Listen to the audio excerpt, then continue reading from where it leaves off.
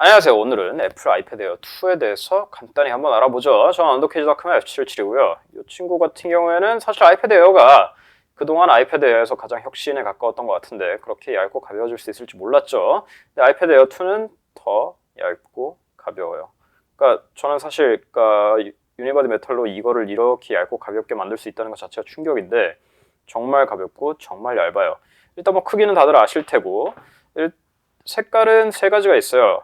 실버랑 스페이스 그레이 그리고 골드가 있는데 골드는 없어요. 골드는 그래요. 근데 골드는 제 여러 가지 이유로 없는데 일단 실버고 스페이스 그레이예요. 색깔은 이렇게 있어요. 뭐 개인의 취향에 따라 다르겠지만 손에 땀이 지저분하고 꼴 보기 싫다는 분들이 계셔서 닦아드릴게요.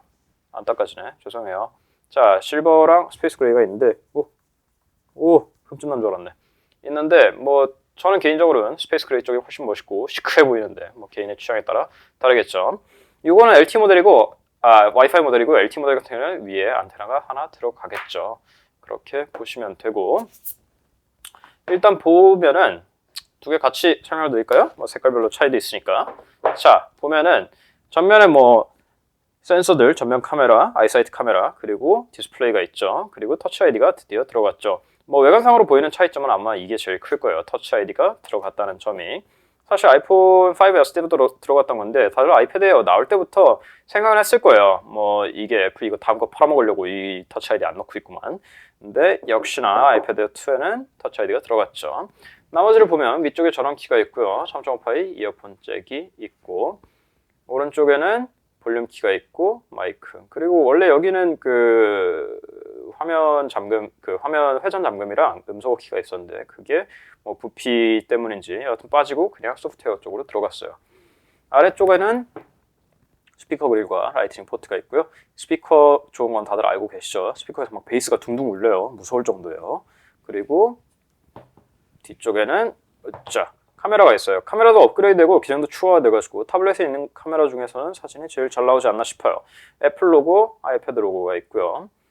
이 뒤쪽 볼 때마다 이 재질 깔끔한 게 어떻게 이렇게 뽑을 수 있지? 하는 생각이 항상 들어요. 스페이스 그레이는 더 예뻐요. 어떻게 이렇게 뽑지? 진짜 예술이에요. 자, 일단은 그 정도로 하고 공평하게 일단 크기 비교를 잠깐 하고 갑시다. 이게 스페이스 그레이 아이패드 에어 2고 이게 구글 넥서스 9이에요. 구글 넥서스 9이고 넥서스 9은 이렇게 톡톡 두들기면 켜지겠죠.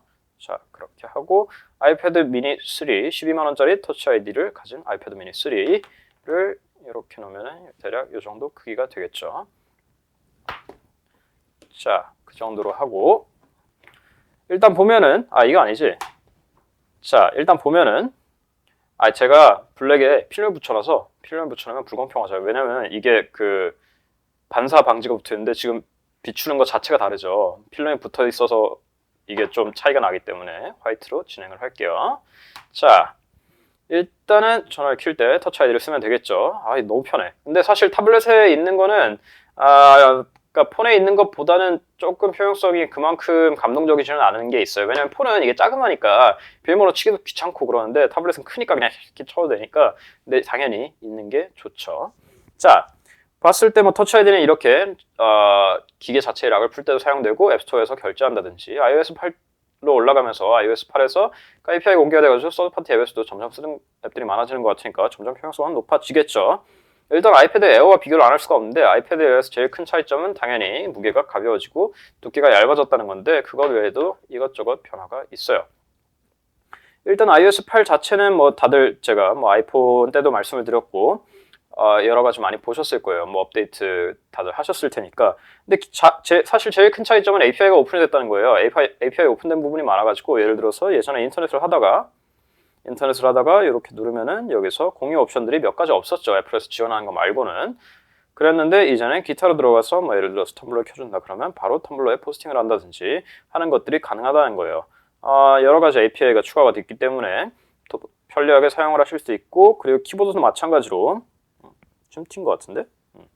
키보드도 마찬가지로 서드파티 키보드 지원을 하기 때문에 앱스토어에서 키보드를 다운을 받아서 서드파티 키보드를 쓸 수 있죠. 근데 뭐 사실 저는 아이패드에서는 그냥 자체 키보드가 제일 편한 것 같아가지고 따로 쓰고 있지는 않은데 여하튼 그런 것들이에요.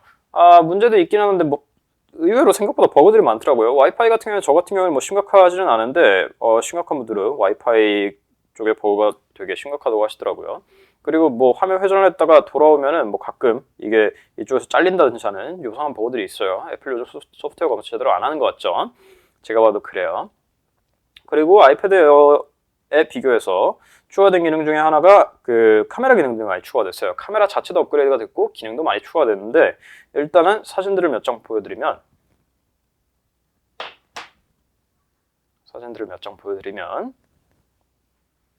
촬영한 샘플들인데 뭐 HDR 같은 것도 다 당연히 작동을 잘 하고 화소수가 그렇게 높은 편은 아니지만 사진 자체가 되게 이쁘게 나와요. 그러니까 사실 타블렛으로 사진을 이러고 찍는 게 그렇게 편해 보이지는 않아서 저는 볼 때마다 좀 약간 무거워 보이는데라는 생각을 하는데 뭐 그냥 긴급한 상황에서 찍는다고 할 때, 뭐 그냥 큰 화면으로 편하게 찍는다고 할 때 추후에도 쓸 수 있을 정도의 품질로 드디어 됐다는 건 상당한 의미가 있다고 봐야 되겠죠. 그리고 타임랩스나 슬로우 모션 같은 경우도 당연히 추가가 됐는데 그러니까 슬로우 모션을 잠깐 보면은 이렇게 이렇게 슉 하다가 잠시만요. 소리 키워야지.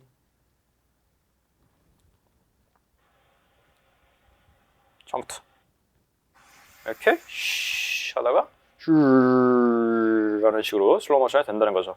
아이폰 5S 때도 보여드렸지만 그리고 타임랩스도 마찬가지로 추가가 돼서 누르면 하고선 가는 기능들 추가가 됐다는 거예요. 그러니까 전반적으로 카메라 자체가 많이 업그레이드가 됐어요. 드디어 이제 타블렛으로 찍어도 충분히 후에도 쓸만한 사진이 되었다. 뭐 야간샷들 같은 경우에도 이런 식으로 뭐 썩 훌륭하지는 않지만 뭐 그럭저럭 쓸만한 화질을 보여주고 있어요.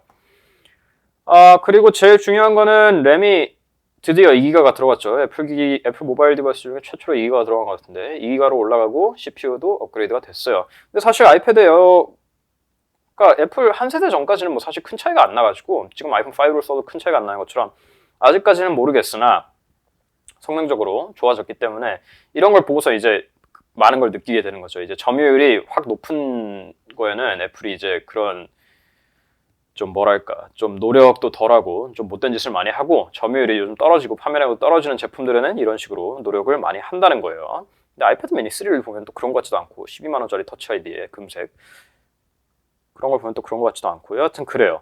그래서 전반적으로 쓰게 되면 그러니까 퍼포먼스적으로 뭐 당연히 시비 걸 게 없고 그러니까 뭘 해도 그냥 빨라요. 그냥 막 빨라.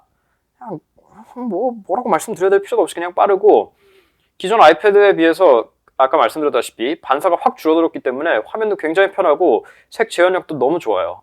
너무 좋다 그러면 그건 부정적이고 아주 좋아요. 매우 좋아요.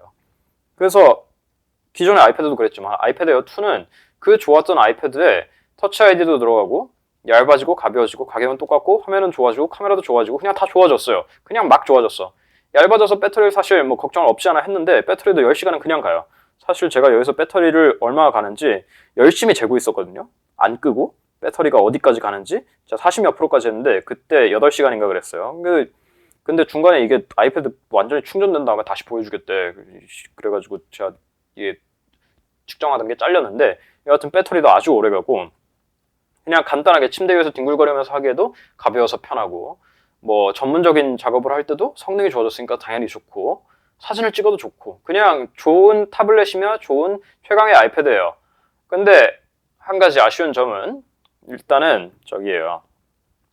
이번에 아이폰 6에서 MLC냐 TLC냐 논란이 있었는데 뭐 TLC의 퍼포먼스적인 문제는 차치하고서라도 썩어 팔았잖아요. 뭐 안 적어놨으니까 괜찮아요 라는 얘기도 있는데 안 적어놨으니까 괜찮다니 똑같은 돈 내고 누구는 성능이 훨씬 떨어지고 원가가 싼 걸 사고 누구는 운이 좋으면 MLC 성능도 좋고 원가 비싼 걸 사는 건데 뭐 뽑기도 아니고 뽑기 맞지 그럼 안 되는 거잖아요. 그죠? 근데 아이패드 에어 2에서도 TLC가 들어갔다고 그러더라고요. 그래요. 그런 식으로 장사를 하는 건 좀 비양심적인 것 같아요. 뭐 수익률, 뭐 순익을 매해 개선하고 뭐 경신하는 건 좋은데 좀 작작 좀 했으면 하는 생각이에요. 뭐 기계 자체로서는 아주 좋아요. 아주 좋은데 그런 면이 AS와 더불어서 좀 찝찝하게 만드는 면이 없지 않아 있어요. 오늘은 아이패드 2에 대해서 말씀드리는 거니까 타블렛에 국한해서 말씀드리자면 이미 결론은 내드렸지만 정말 좋은 타블렛이고 이렇게 얇고 가볍고 이런 끝내주는 마감을 이 가격에 살 수 있다는 건 정말 현대 기술과 산업의 영광이에요. 정말 21세기가 좋아요. 이런 좋은 거를 이 돈에 살 수 있다니.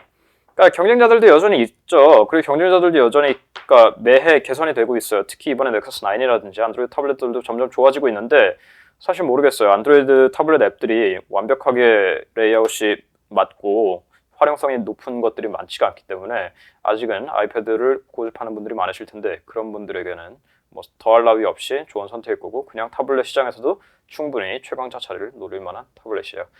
자, 아이패드 2였고요. 뭐 충분한 설명이 됐으면 좋겠습니다. 저희 자세한 사진이나 다양한 다른 리뷰를 보시려면 아이패드는 저희 아직 앱이 없는데 저희 홈페이지 눌러주시거나 아이폰이나 iOS, 안드로이드에서는 언더케이지 앱을 사용하시면 푸시로 알림도 받고 편리하게 사용하실 수 있습니다. 저희 SNS, 인스타그램, 페이스북, 트위터, 구글 플러스 다 여기 있는 인스타그램에 구글 플러스가 없구나. 거기서 저희 소식 확인할 수 있습니다. 자, 그럼 다음 시간에 봬요.